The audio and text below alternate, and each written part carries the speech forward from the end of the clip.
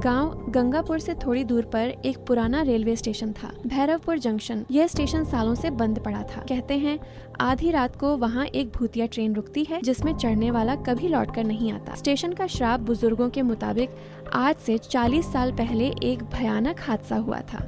एक रात train Bhairavpur station पर रुकी और किसी तकनीकी खराबी के कारण उसमें आग लग गई।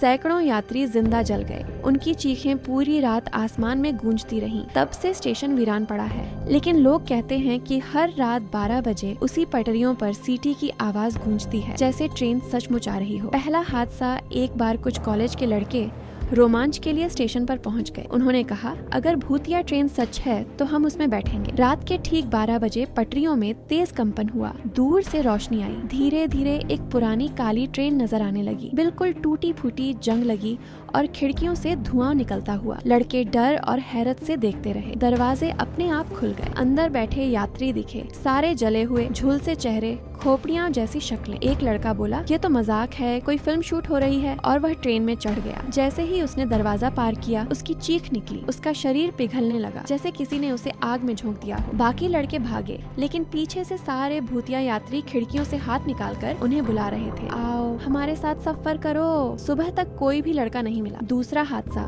गांव का एक लोभी व्यापारी गिरधारी लाल कहता था कि ट्रेन में सोने के सिक्के मिलते हैं। उसने अपने नौकर के साथ आधी रात को वहाँ डेरा जमाया। ठीक 12 बजे ट्रेन आई। गिरधारी लाल बिना डरे ट्रेन में चढ़ गया। अंदर वाकई चमकते हुए सिक्के बिखरे थे। वह खुशी से चिल्लाया, देखा ये खजाना मेरा है। लेकिन अगले ही पल सिक्के खून के टुकड़े बन गए। उसके पैरों के नीचे की फर्श पिघलकर अंगारों में बदल गई। नौकर ने देखा, गिरधारी लाल चीखते हुए जल रहा था और ट्रेन धीरे धीरे गायब हो रही थी। सुबह नौकर के पास बस एक जली हुई राख का ढेर बचा। आखिरी शिकार शहर से आए पत्रकार राघव ने इस रहस्य का सच जानने की ठानी। उसने कैमरा और माइक लगाया और बोला, आज मैं साबित करूंगा कि यह सब अंधविश्वास है। आधी रात को ट्रेन आई। राघव कैमरे के साथ दरवाजे तक पहुंचा। अंदर उसने देखा, यात्री उसकी तरफ इशारा कर रहे थे। उनकी आंखें गड्ढों जैसी, मुंह से धुआं निकलता हुआ। राघव कांपते हुए बोला, तुम कौन हो? तभी सारे यात्री एक साथ बोले, हम वो हैं जो कभी घर नहीं लौट पाए। अचानक कैमरे की स्क्रीन पर आग फैल गई। रिकॉर्डिंग में राघव की चीख सुनाई दी, नहीं,